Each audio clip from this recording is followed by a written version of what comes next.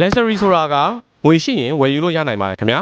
ဒါပေမဲ့ rare item ဆိုတာကတော့ငွေရှိတိုင်းဝယ်ယူလို့မရတဲ့အတွက်ကြောင့်မို့လို့အချိန်ခိုက်ဖြစ်ဖို့အရင်အရေးကြီးပါတယ်ခင်ဗျာအခုလိုမျိုးတောင်းလောင် area မှာ rare item တစ်ခုဖြစ်တဲ့ fan out unit တွေကိုကျွန်တော်နဲ့အတူတူလိုက်ကြည့်လိုက်ကြရအောင်ခင်ဗျာ Next station, Hongluor. ဒီ project ရဲ့အထူး promotion တွေကိုဗီဒီယိုရဲ့အဆုံးမှာပြောပြထားပေးတာဖြစ်လို့ဒီဗီဒီယိုလေးကိုအဆုံးထိကြည့်သွားကြပါဦးခင်ဗျာဒါကတော့45လောက်မှာရှိတဲ့ rooftop pool ပဲဖြစ်ပါတယ်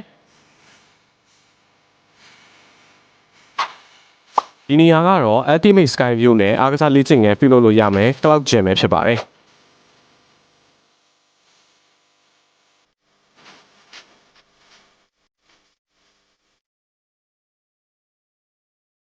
ဒါကတော့မိသားစုတွေအတငယ်ချင်းပေါင်းတဲ့နေအေးစစ်စစ်ချေးလို့ရမယ် movie theater room ပဲဖြစ်ပါတယ်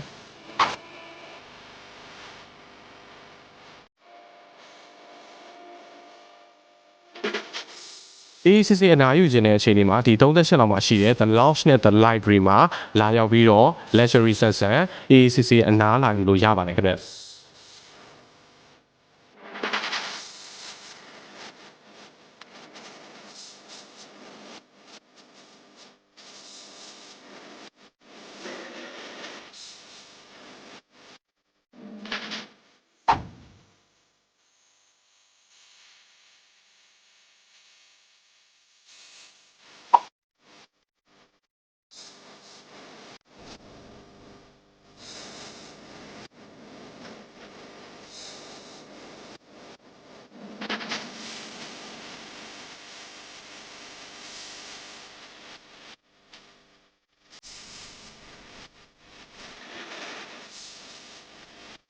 ကျွန်တော်တို့ ATT Outlet Thailand ကိုဆက်သွယ်ပြီးတော့ဒီ project ကိုစိတ်ဝင်စားဝယ်ယူခြင်းနဲ့လူကြီးမင်းတွေအတွက်အထူး promotion အနေနဲ့1 million ဘတ်ကနေ5 million ဘတ်ထိ discount ရှိတယ်ဆိုတဲ့အကြောင်းကိုအတိအပေးပြောကြားပါရစေခင်ဗျာ project အသေးစိတ်နဲ့ဈေးနှုန်းလေးတွေကိုသိရှိချင်တယ်ဆိုရင်တော့ကျွန်တော်တို့ ATT Outlet Thailand Facebook page ချက်ပေါက်ကိုအခုပဲစုံစမ်းမေးမြန်းနိုင်ပါပြီခင်ဗျာ